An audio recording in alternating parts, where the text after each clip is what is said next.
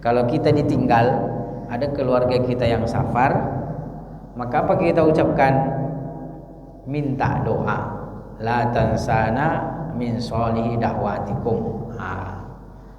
Ya, kalau misalnya anak yang pergi, tentu Bapak Ibu nasihati. Assalamualaikum warahmatullahi wabarakatuh. Jangan lupa like, share, and subscribe our channel Ustadz Hasbullah.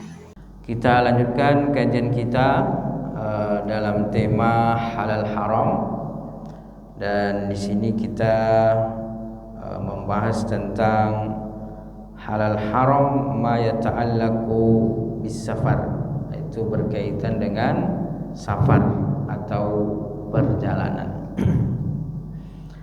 Nah, sebagaimana kita sebutkan bahwa safar atau perjalanan itu sesuatu yang sudah dilakukan sejak dahulu kala, itu sejak manusia ada, karena memang tabiat manusia ini adalah bergerak. Al-insanu hayyun, jadi manusia itu adalah makhluk yang hidup. Kalau hidup berarti bergerak, tumbuh, bergerak, berkembang. Makanya manusia ini peradabannya berkembang. Dulu ada istilah zaman batu, maka sekarang zaman modern.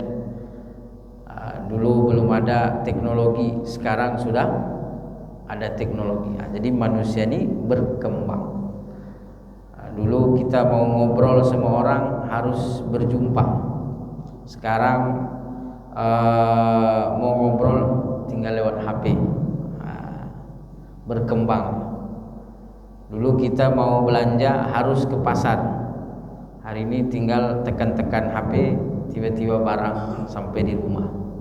Ini semua perkembangan yang luar biasa bagi manusia. Kita tidak tahu pula ke depannya seperti apa. Makin canggih, berkembang. Ini tabiat manusia, bergerak, berkembang.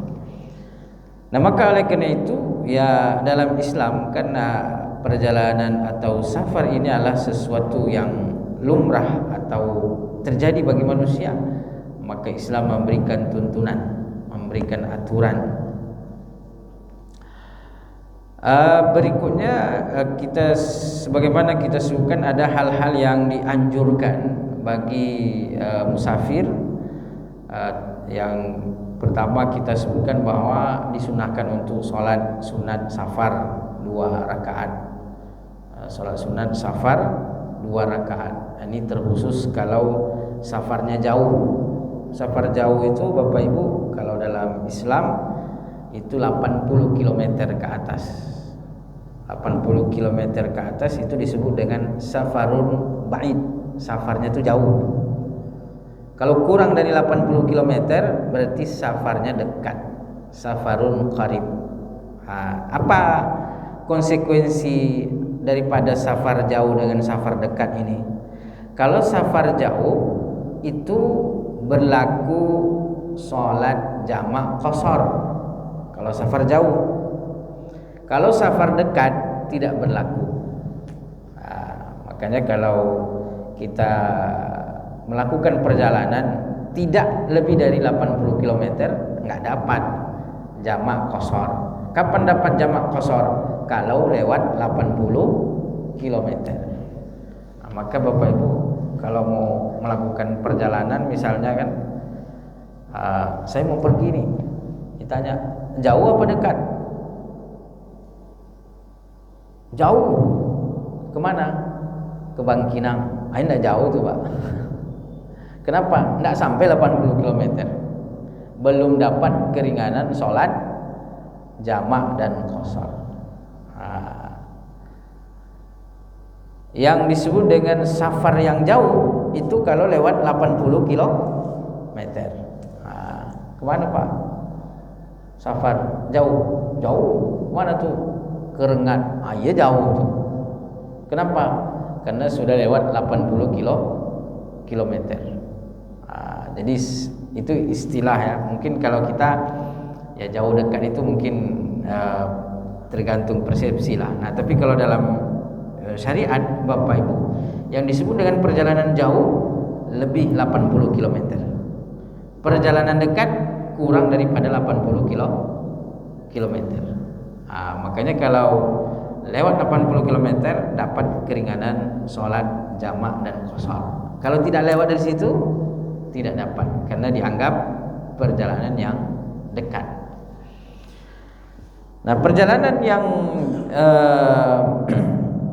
dekat ataupun jauh, sebenarnya mau jalannya jauh atau jalannya dekat, Bapak Ibu tetap dianjurkan untuk sholat sunat safar.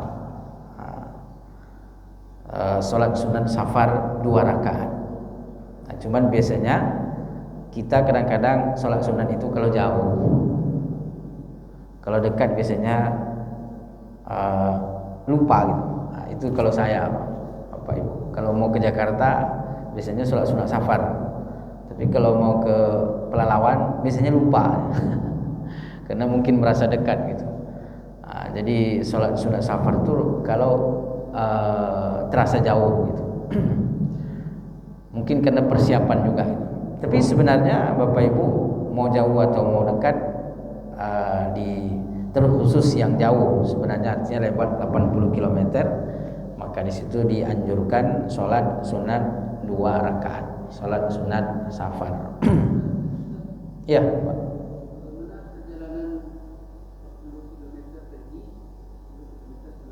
Dekat itu Pak. 80 itu sekali jalan. Daerah yang ditempuh, daerah yang dituju itu 80 km. Daerah yang dituju, bukan pulang perginya. Jadi sekali jalannya yang dituju itu 80 km. Itulah yang disebut dengan safar ba'id, perjalanan jauh.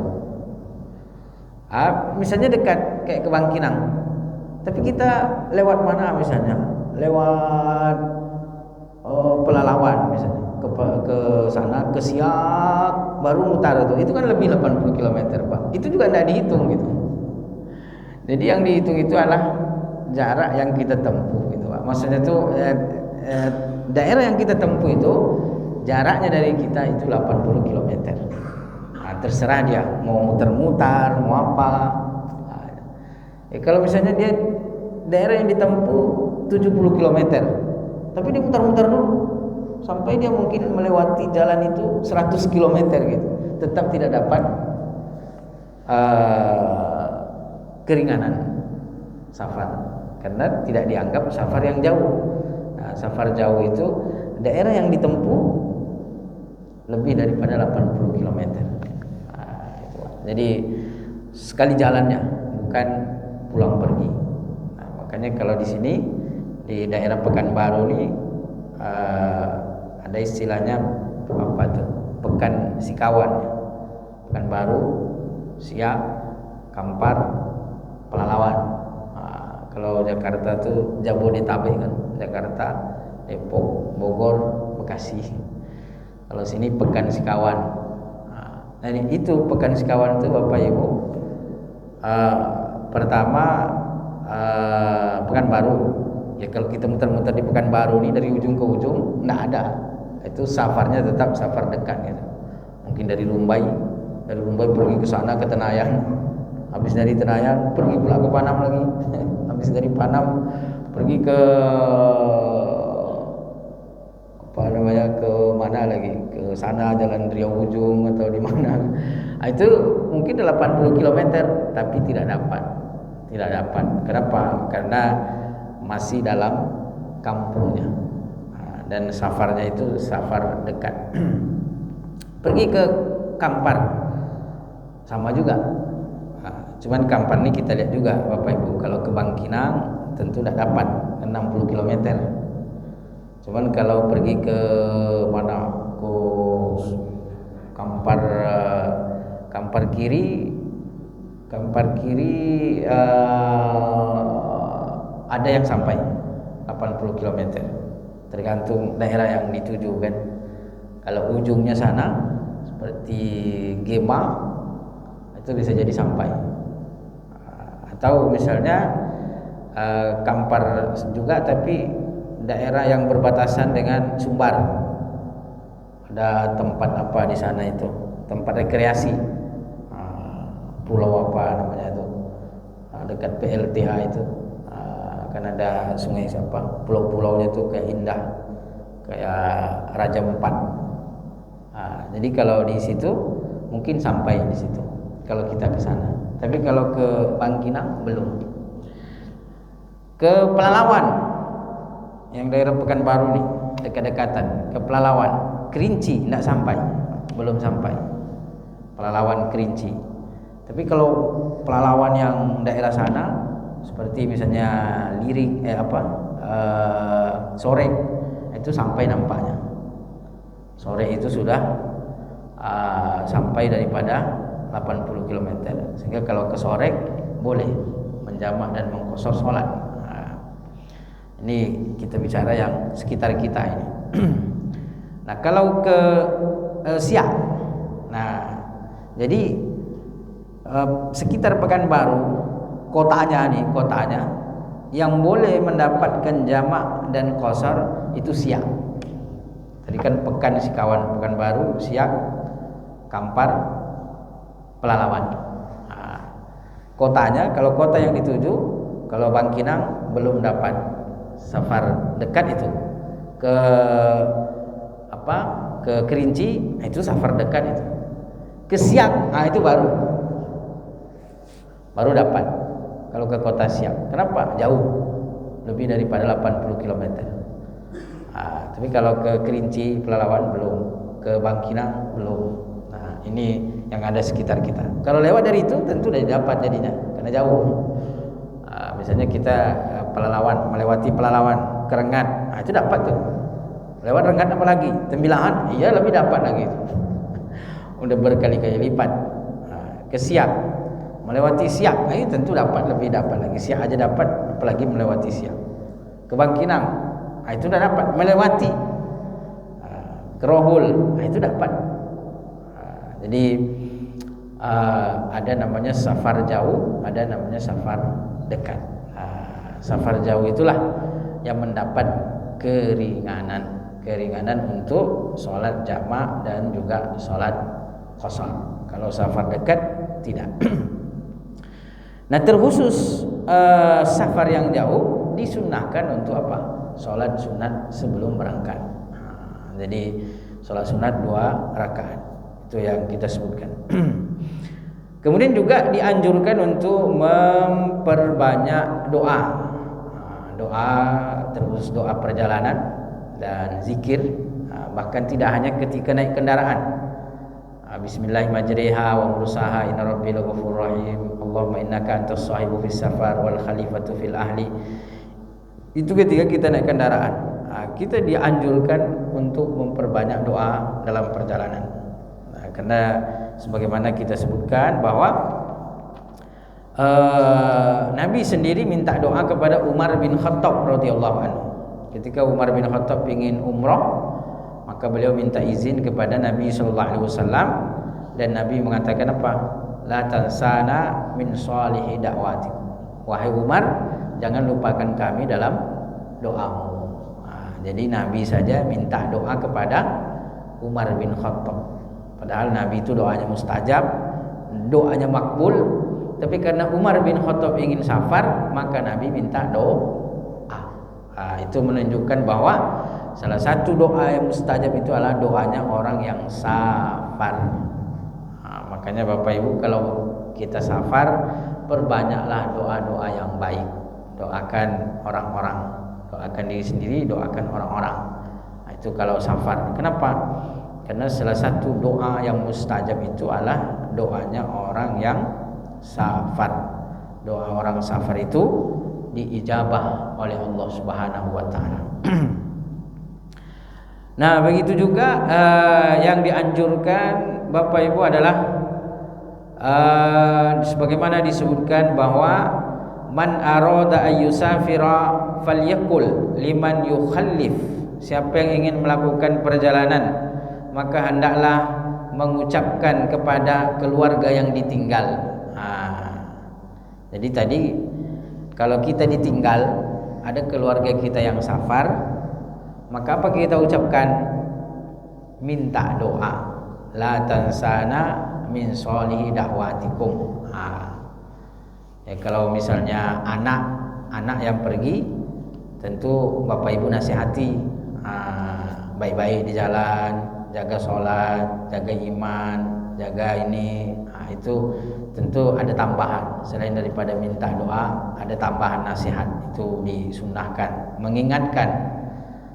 Kalau ibu-ibu suaminya pergi, minta doa, selain daripada minta doa, ingatkan, diingatkan, jaga ibadah, jaga apa Bu? Jaga hati. Itu jaga hati. Nanti melenceng pula hatinya di jalan. Kemudian minta doa tentunya. Jadi ada berpesan kepada orang yang mau melakukan perjalanan. Nah, orang yang mau berjalan, Bapak Ibu, disunnahkan juga nih. Disunnahkan bagi yang ingin melakukan perjalanan mengucapkan kepada orang yang ditinggal. Jadi kalau kita yang mau pergi, apa yang kita ucapkan kepada orang yang kita tinggal, keluarga kita? Astaudiukumullah alladzi la tadhi'u wada'i'uhu. Astaudiukumullah alladzi la tadhi'u wada'i'uhu.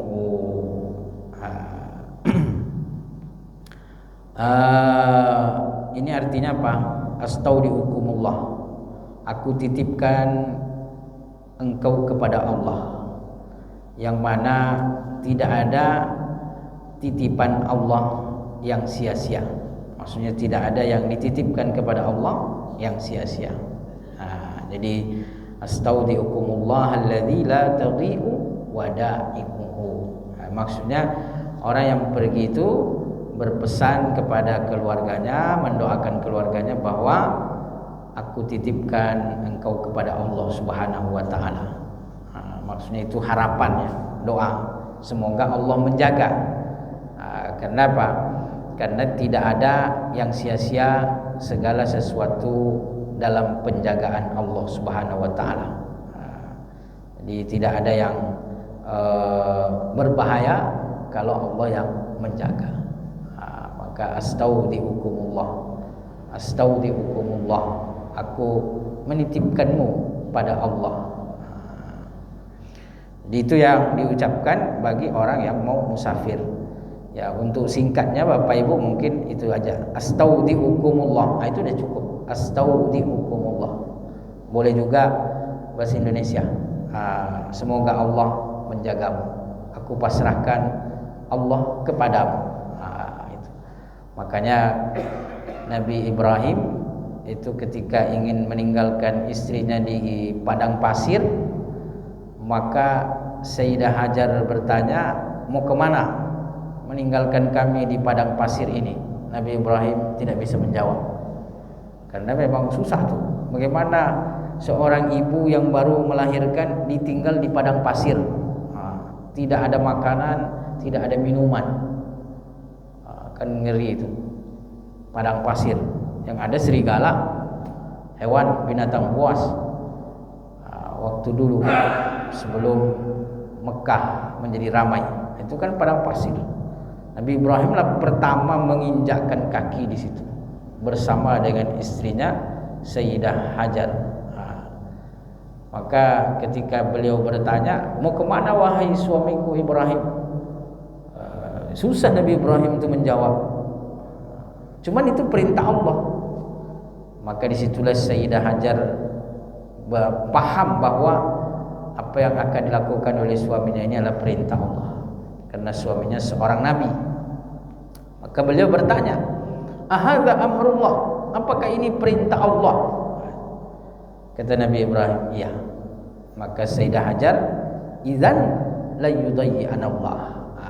Kata Sayyidah Hajar, kalau itu perintah Allah wahai suamiku, pergilah. Kalau itu perintah Allah, pergilah. La yudayyi'ana Allah, Allah tidak akan pernah menyia-nyiakan kami. Itu keyakinan seorang ibu punya anak kecil bayi ditinggal. Tidak pula ditinggalin uang belanja. Mungkin ditinggalin uang belanja pun tidak ada toko. Beda sekarang Bapak Ibu, kalau pergi ke Mekah, itu selain tawaf di Ka'bah, tawaf juga di mall. Tawaf di toko-toko banyak. Dulu Sayyidah Hajar dikasih uang belanja pun mau belanja kemana? Tidak ada. Orang tidak ada. Tapi karena keimanannya kepada Allah, bahwa Allah yang menjaga, sehingga ketika Nabi Ibrahim pergi, betul dapat ujian, haus. Nabi Ismail haus, kelaparan. Dari mana memperoleh makanan? Sayyidah Hajar yakin bahwa Allah yang akan menjaga, Allah yang akan memberi makan. Alladzi at'amahum min ju'in wa amanahum min khauf. Allah yang memberi makan di saat kelaparan, Allah yang memberi aman di saat ada rasa takut. Itu keyakinan yang sulit bagi kita pada hari ini. Hari ini kadang fasilitas semuanya ada, kendaraan ada, ini ada, semua ada, tapi masih rasa takut ada. Wah, ini gimana nanti? Kalau ini gimana? Bagaimana? Ini penyakit akhir zaman ini, Bapak Ibu, kita sangat khawatir dengan kehidupan kita. Oh, nanti barang-barang jadi mahal ini nih. Itu. Sayyidah Hajar keyakinannya luar biasa. Di situ tidak ada makanan, tapi beliau yakin. Maka di saat Nabi Ismail haus kelaparan, Sayyidah Hajar tidak berpangku tangan. Tidak, oh ya Allah yang akan memberi makan, udahlah nanti turun sendiri malaikat ngasih makan. Sayyidah Hajar tidak begitu. Beliau berlari mencari air antara Safa dan Marwah. Itulah sa'yun, sa'a. Maka disebut hari ini sebagai sa'i. Sa'yun itu artinya apa Bapak Ibu? Sa'a itu artinya usaha. Jadi sa'yun itu berusaha. Jadi Sayyidah Hajar itu berusaha. Maka sebelum kita tawakal, usaha. Jangan tiba-tiba tawakal, nantilah santailah, Allah pasti memberi gitu. Itu kita kurang ajar namanya dengan Allah. Su'ul adab. Nah, yang benar itu usaha dulu baru tawakal. Jadi Sayyidah Hajar usaha. Beliau sa'a antara Safa dan Marwah. Inna Safa wal Marwata min sya'airillah. Bahwa Safa dan Marwah itu adalah syiar Allah. Maka berlarilah antara bukit Safa dan Marwah. Tidak jumpa. Karena Sayyidah Hajar tidak kemana-mana. Bukan pergi jauh, hanya di situ aja. Balik Safa, balik lagi ke Marwah, Marwah balik lagi ke Safa.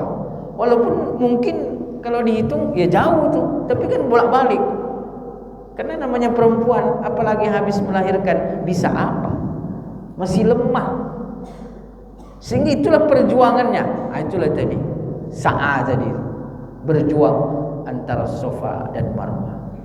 Tapi Bapak Ibu, terkadang hasil itu bukan karena sebab perjuangan, tapi Allah melihat perjuangan kita, Allah melihat usaha kita, maka di situ kita layak untuk diberikan. Walaupun hasil itu bukan dari usaha kita, tapi Allah melihat bahwa kita layak untuk diberi karena ada usaha. Maka kadang-kadang usahanya biasa, hasilnya luar biasa. Kadang-kadang usahanya luar biasa, hasilnya luar binasa. Kenapa? Karena tidak selalu terkait antara usaha dengan hasil. Kadang orang terlalu menuhankan usaha. Wah, ini saya udah usaha maksimal, pasti hasilnya maksimal. Itu kita sudah menuhankan usaha. Itu yang tidak boleh. Perintah syariat, kita hanya berusaha, tetap hasil pasrahkan kepada Allah Subhanahu wa taala. Nah, makanya ketika Sayyidah Hajar di situ berusaha, Air itu Bapak Ibu bukan muncul daripada Safa dan Marwah, bukan. Air itu bukan didapatkan dari Safa dan Marwah. Air itu justru muncul bukan di Safa dan Marwah, tapi air itu muncul di tumit Nabi Ismail alaihissalam. Wah kan? Jadi bukan dari Bukit Safa dan Marwah air Zam-Zam, justru dari tumit Nabi Ismail alaihissalam. Tapi Sayyidah Hajar sudah dapat pahala, sudah usaha. Maka dengan itu diberikan hasil oleh Allah Subhanahu wa taala, itu air Zam-Zam. Nah, karena keimanannya tadi, sesuatu yang dibangun dengan keimanan dan keikhlasan maka akan memberikan keberkahan. Itulah berkahnya air Zam-Zam itu. Sampai hari ini ratusan juta, puluhan juta orang mengambil, tidak kering-kering, terus mengalir airnya. Kenapa bisa begitu? Keberkahannya tadi, karena keimanan daripada Sayyidah Hajar. Jadi Bapak Ibu yang dimuliakan Allah Subhanahu wa taala, berpesan kepada keluarga yang ditinggal, kita pasrahkan kepada Allah Subhanahu wa taala. Itu bagian daripada adab perjalanan. Nah, kemudian juga di antara adab perjalanan itu adalah mengembalikan amanah. Kalau ada titipan, mengembalikan titipan. Kadang kita ada orang menitip ke kita, mungkin menitip barang berharga gitu, karena kita orang terpercaya misalnya, sehingga mungkin orang percaya menitipkan barang-barangnya ke kita. Seperti Nabi itu, Nabi kan terkenal sebagai Al-Amin. Sehingga Bapak Ibu, Nabi itu dititipi barang-barang berharga.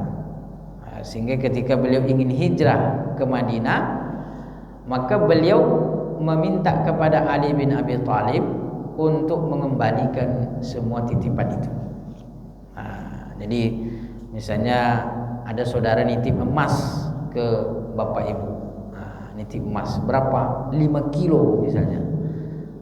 Kenapa? Karena dia percaya, ini terpercaya, jadi dititipilah emas 5 kilo. Nah, Bapak Ibu mau safar nih, mau pergi haji, entah pergi umroh atau pergi kemana gitu, itu dianjurkan mengembalikan titipan tadi. Raddul wadi'ah, mengembalikan daripada apa? Mengembalikan daripada titipan tadi. Jangan Bapak Ibu biarkan, biar aja lah situ aman. Kalau hilang, kalau dianggap lalai, nanti Bapak Ibu dimintai pertanggungjawaban. Maka lebih bagus dikembalikan dulu. Kalau tidak sempat mengembalikan, maka beritahu kepada keluarga untuk mengembalikan. Seperti Nabi Muhammad, beliau tidak sempat mengembalikan. Nabi Muhammad itu ketika hijrah langsung hijrah. Maksudnya dari rumah langsung ke Gua Thur dan langsung berangkat. Sehingga apa? Titipan belum sempat beliau kembalikan, tetapi Nabi Muhammad meminta kepada Ali bin Abi Thalib untuk mengembalikannya. Makanya Ali bin Abi Thalib itu hijrahnya terlambat, Bapak Ibu. Kenapa terlambat? Pertama, beliau diminta menggantikan Nabi tidur di tempat tidurnya. Yang kedua, selain daripada itu, mengembalikan titipan. Jadi mengembalikan titipan. Karena memang dan menerima titipan itu Bapak Ibu sunnah kan. Kalau ada orang menitip ke kita, selagi kita merasa mampu dan bisa menjaga, kita boleh menerimanya. Disunnahkan. Kenapa? Masuk kategori tolong menolong. Allah perintahkan tuh, wa ta'awanu 'alal birri wat taqwa wa la ta'awanu 'alal itsmi wal udwan. Tolong menolong dalam kebaikan dan jangan tolong menolong dalam keburukan. Jadi kalau kita masih merasa mampu bisa menjaga, maka kita disunnahkan menerima titipan. Di situ berpahala. Menerima titipan ini Bapak Ibu boleh gratis, boleh juga berbayar. Ada orang menitip, nitip apa? Nitip emas. Oke. saya tak terima, saya jagakan, tapi bayar ya. Berapa? 200.000 sebulan. Kata yang menitip, oke. Jadi boleh Bu, kalau ada yang menitip-nitip itu boleh ditarif. Itulah pegadaian. Pegadaian itu kita nitip bayar kan. Atau gratis boleh juga, nggak bayar, hanya menolong. Ya Bu.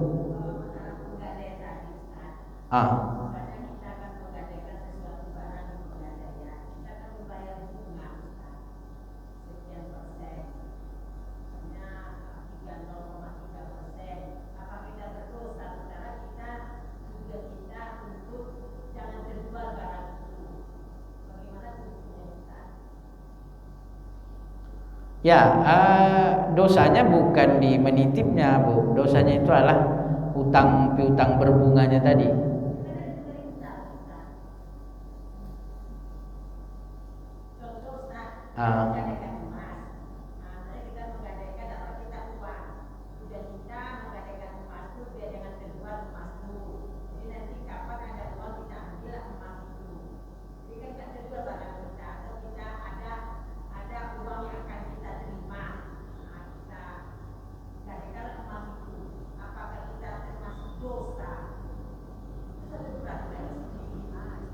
Iya, dosa Bu, karena di situ ada riba. Kita minjam, habis itu ada bunga. Maka di situ riba aja Bu. Bukan di menitipnya. Kalau kita misalnya nih kita menitip emas, habis itu kita membayar setiap bulan misalnya 100.000 sebagai biaya penitipan, itu tidak dosa. Kalau ini pegadaian Ibu, kita minjam uang, emas itu sebagai jaminan. Jadi dosanya itu diminjam uang berbunganya Bu, bukan dinitipnya. Apa tuh Bu?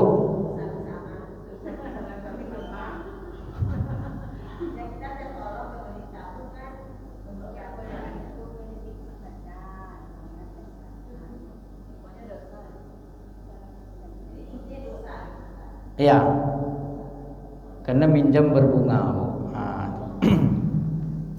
Jadi riba di situ. Ribanya di mana? Minjam berbunganya Bu, bukan di kalau kita menitip misalnya kan ada tuh, kalau sekedar untuk emas biar tidak terjual. Sekarang Bapak Ibu kita bisa menitip di bank, nggak bayar tuh, titip aja, taruh emas di situ, kita megang sendiri, kuncinya bisa, bahkan gratis, tidak perlu bayar. Kalau Ibu bilang biar emas itu tidak terjual, titip ke bank, nggak bayar.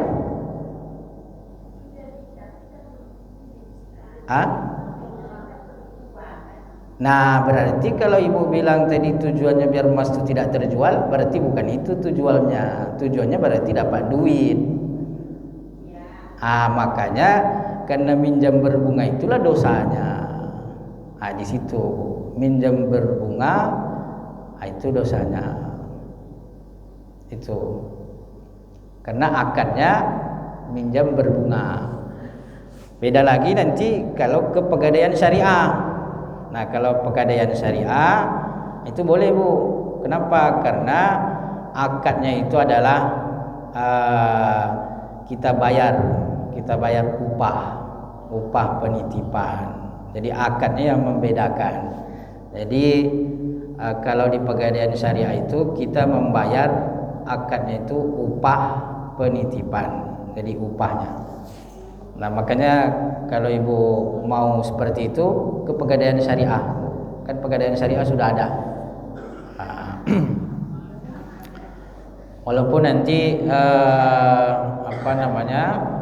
pegadaian yang tidak syariah itu ada perbedaan juga. Tapi kalau ke syariah itu sudah difatwakan ulama itu halal. Jadi kalau Ibu mau seperti itu ya ke syariah, kan pegadaian syariah sudah ada gitu. Nah, jadi insya Allah kalau syariah sudah halal. Jadi begitu Bu. Nah, makanya kan sudah ada pegadaian syariah. Kita sampai mana tadi? Itu intinya. Jadi kita boleh menerima titipan itu, boleh gratis, boleh berbayar. Jadi kalau kita menerima titipan, ya boleh. Ya saya terima tapi kamu bayar, atau gratis boleh juga. Jadi kita sekedar menolong.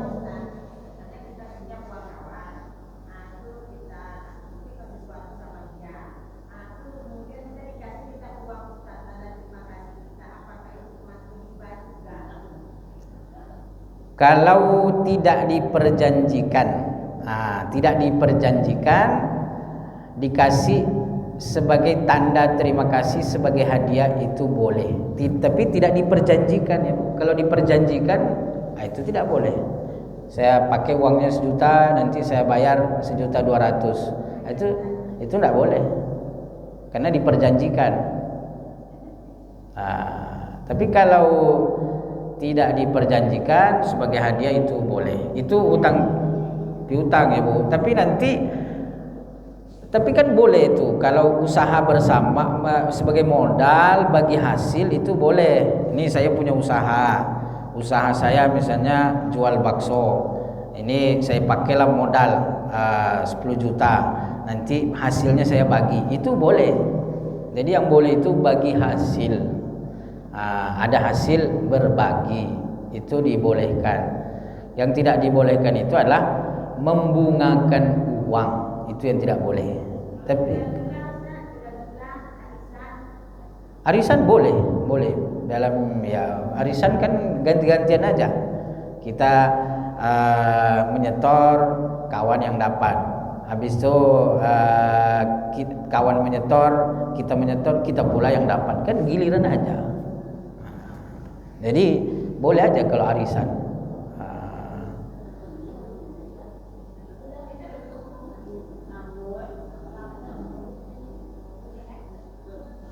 Ya. Potongan itu dianggap sebagai upah mengutip dan mencatat. Itu dia. Jadi upah kutip dan upah mencatat. Itu. Jadi tidak masalah Pak. Julo-julonya itu tidak masalah. Yang tidak boleh itu adalah bandar julo-julonya lari. Itu yang tidak boleh. Itu ada di berita, bandar julo-julo dicegat di bandara. Kenapa? Dia mau ke Jepang. Sementara uang julo-julo orang belum dikembalikan. Itu yang tidak boleh. Kalau julo-julonya boleh Bu, tidak apa-apa. Yang tidak boleh melarikan uang orang. Melarikan uang julo-julo. Itu bukan riba aja Bu, itu zalim, memakan hak orang.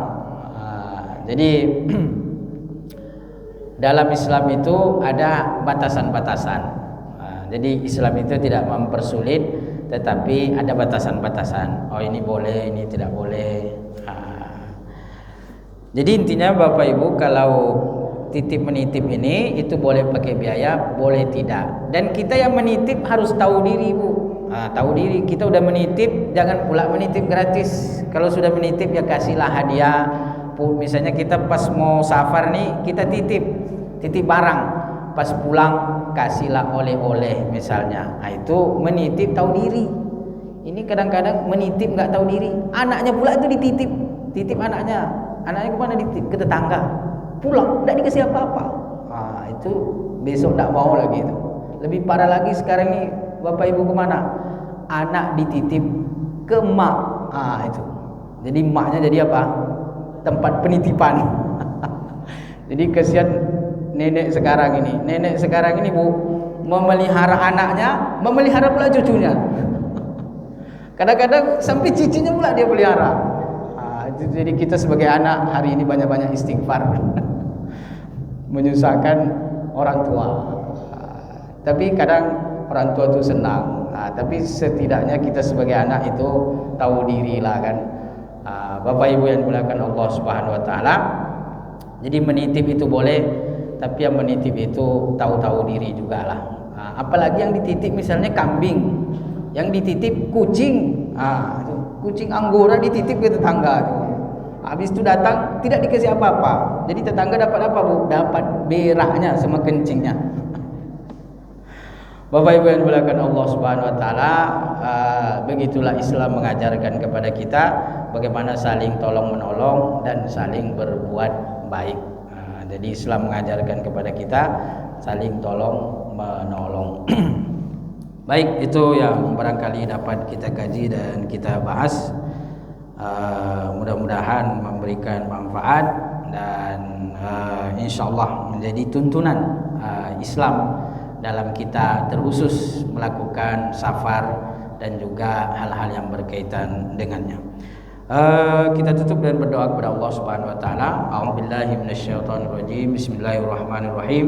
Alhamdulillahirabbil alamin wassalatu wassalamu ala asyrafil anbiya'i wal mursalin wa ala alihi washabihi ajmain. Allahumma ja'al jam'ana hadza jam'an marhuma wa tafarruqana min ba'di tafarruqan ma'suma. Allahumma kfina bihalalikan haramik wa aghnina bi fadlika amman siwak. Rabbana atina fid dunya hasanah wa fil akhirati hasanah wa qina adzabannar.